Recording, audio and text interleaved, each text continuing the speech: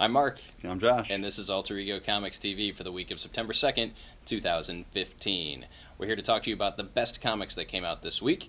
And at the top of my list is a new book from Image Comics called Plutona, written by Jeff Lemire, artwork by Emmy Lennox. And essentially, this is the movie Stand By Me, but with a dead superhero. So you have a group of teenagers that are not necessarily friends. Some are friends, some are enemies, some know each other casually. And they happen to discover a dead superhero in the woods. And there you go. That's the story. A lot of the story is getting to know the teenagers.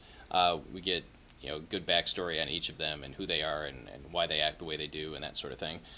But I'm intrigued. Lemire has a knack for writing just really interesting characters, and I think this book is no exception. So if you're a fan of his previous work, either creator-owned stuff like Mind Management or Sweet Tooth or... Mind Management's Matt Kent. Are you sure? Yeah, it is. Sorry, Matt. Matt Kent and Jeff Lemire, they're everywhere. They do like Valiant stuff together. Well, yeah, Lemire's doing Bloodshot, right? Yes. Bloodshot Reborn, I'm sorry. So if you're a fan of a guy named Jeff Lemire and his words, then you should check out Plutona. It is my pick of the week. And you liked it too. I did like it too. I was very impressed with the ability to characterize each of these characterize each of these characters in a very brief number of pages, because he gets through the whole list of 4 or 5 kids, and each one has kind of their own moment where you get them. My first up pick this week is Toil and Trouble by I Am in Trouble, Marguerite Scott and Kelly and Nicole Matthews. And this is from Archaea. It's a mini. Marguerite Scott is the creator and the writer, and the illustrations are by Kelly and Nicole Matthews. This is I don't want to call it a retelling, but this is the story of Macbeth from the point of view of the 3 witches. And it's actually far more interesting than that description sounds. So the 3 witches are sort of totems, or like the spirits of Scotland. And this is during the period when there's lots of invasion stuff. You've got Norman Vikings coming in. You've got all of the other spirits from the different parts of the UK and the different lands. The things that kind of, almost like Neil Gaiman's Endless. They are the incarnation of the land. And most of the other ones are dying off or disappeared. They mentioned the Norns are gone, which would be your Norse land spirits. But this is them, and they're trying to manipulate the lands of men to protect Scotland, to keep themselves in line. And what they decide to do is not necessarily in line with what we know about what happens in Macbeth. So you create an instant cognitive dissonance.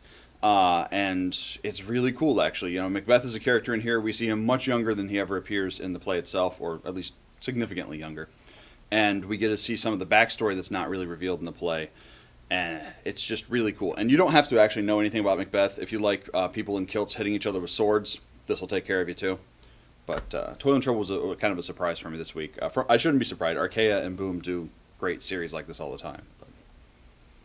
Next up for me is Future Imperfect number 5. This is the final issue of the Secret Wars miniseries, written by Peter David, artwork by Greg Land. And we get some questions answered. We find out who the old dude in the wheelchair was at the end of issue number 4, and neither Josh nor I knew who he was. But he is a well-known character within the Marvel Universe. We get a fairly satisfying ending to the Future Imperfect story. I think it will be great as a collected edition for fans of the Hulk to see what he becomes somewhere down the road, and how different characters from the Marvel Universe are interacting with him. So in addition to Future Imperfect finishing this week, Daredevil, the final issue of Daredevil by Mark Waid and Chris Samney comes out this week, wrapping up their epic Daredevil storyline. Also, the final issue of Star-Lord and Kitty Pryde, another Secret Wars miniseries, and Marvel Zombies Age of Ultron, the last issue of that is out. So we're wrapping up some of the Secret Wars stuff as we dive headlong closer to October. That doesn't make any sense, but when Marvel is going to be all new and all different. Oh, you know what? I mentioned Daredevil. We're talking about Daredevil next, so to be continued. Forget he said that. Yes. Next up for me, we've got issue 44 of Detective Comics, written by Brian Buccellato with art by Kelly Blanco, I think? Someone named Blanco, Marco Polo. So, Detective Comics has been really good, actually, since the not relaunch, but since the introduction of Jim Gordon as the Batman, and it sort of became more focused on the Gotham PD. It's actually a book about detectives again, largely Harvey Bullock and Renee Montoya, and their respective partners, as well as Julia Pennyworth, Alfred's daughter, who's working with the.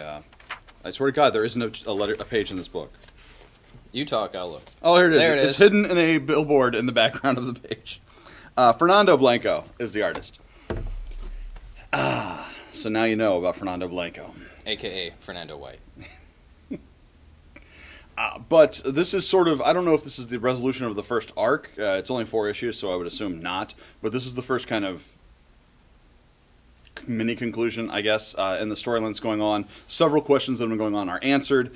And it's really good. It's a Batman book that's not really about Batman, either real Batman or Jim Gordon Batman. Gordon is certainly a character in it, and he's important to the plot, but it's largely about the relationship and the work of the detectives, actual Montoya and Bullock, who've always been some of my favorite characters.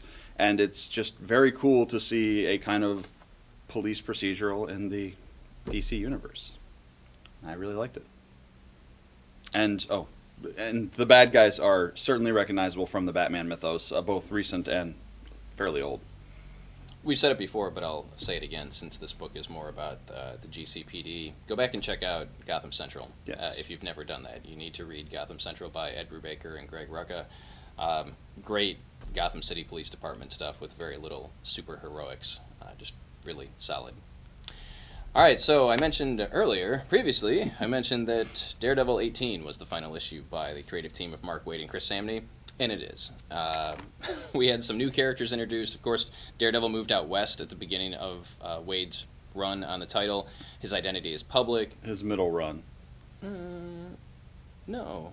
That was in this. He was in New York for the first 2 years of the run, and then he moved out west for the last. It's been a long time. When they relaunched the series at number 1. I think it's been, 4 years? 4 years, yeah. And Waid has a kind of a sign-off in the back where he mentions that he's written Daredevil longer consecutively than anybody else.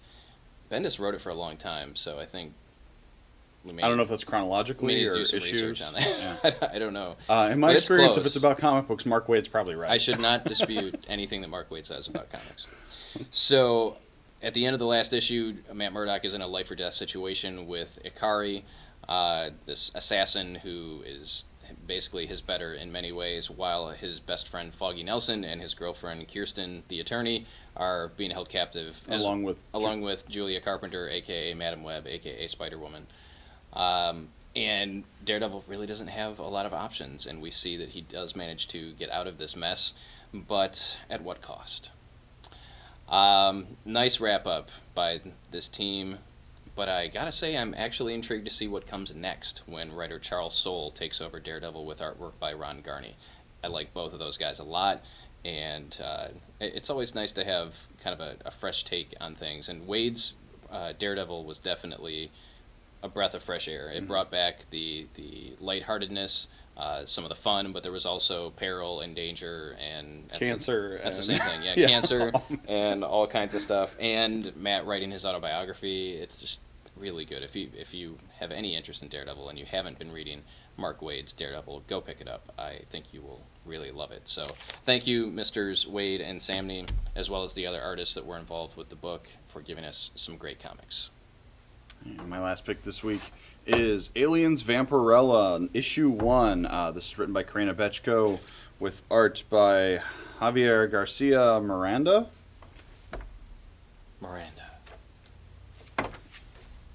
That's one person? No. I guess. Maybe. They're listed as 2 separate lines on the cover, but in the interior it's one line. So maybe it is the same person. Miranda, planet. They don't lie down. So, spoiler alert, not spoiler alert, full disclosure, I am not a huge fan of Aliens or Vampirella. I checked this out largely out of a sense of duty. Let's stop here for a minute. I've known Josh for 8 years, 9 years. He's never seen Aliens. I've seen Alien. He's never seen and Aliens. Alien 3, not Aliens. Dose. The second one. By Jim Cameron. Yes. Carry on. Send your shame in the comments below. It still shame. boggles my mind. One of these days, I Staff forced him to watch Blade Runner many years ago. No, I had seen Blade Runner. Oh. It was the other staff members that hadn't seen Blade Runner. Okay.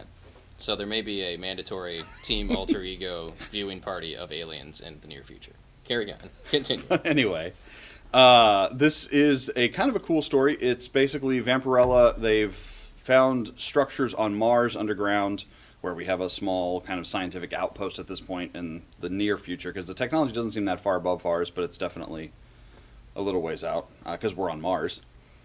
And they find these things that they believe are Nosferatu, are vampires, essentially. So they call Vampirella, being the expert. They send her out on the shuttle. And it actually has a very cool feel. A lot of times in sci-fi, when it's not about the space or about the distances, they kind of just brush aside, oh, and she went to Mars. But, they talk about how, the crew's waiting for a rotation and how many years it is before, they'll be able to see their families and stuff again, which is very nice kind of world building in a book like this. And, of course, she goes down to examine things, and it turns out, oh, it's not vampires, it's aliens. We find a bunch of eggs, and people get face huggered. And it was just cool. I thought it was really well written. You may remember Karina Bechko from Invisible Republic and, of course, the Planet of the Apes books, along with Gabriel Harbin, the recent ones, which were really great.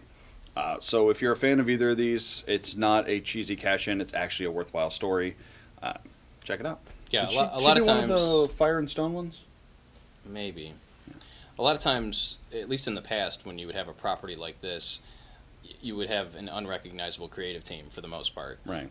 But Karina Bechko is an amazing writer, and she loves the stuff that she writes. So she and Gabriel Hardman are big fans of Planet of the Apes, and you can see that in the stories. And I have to think that she's a big fan of Aliens as well, because it's reflected in the book.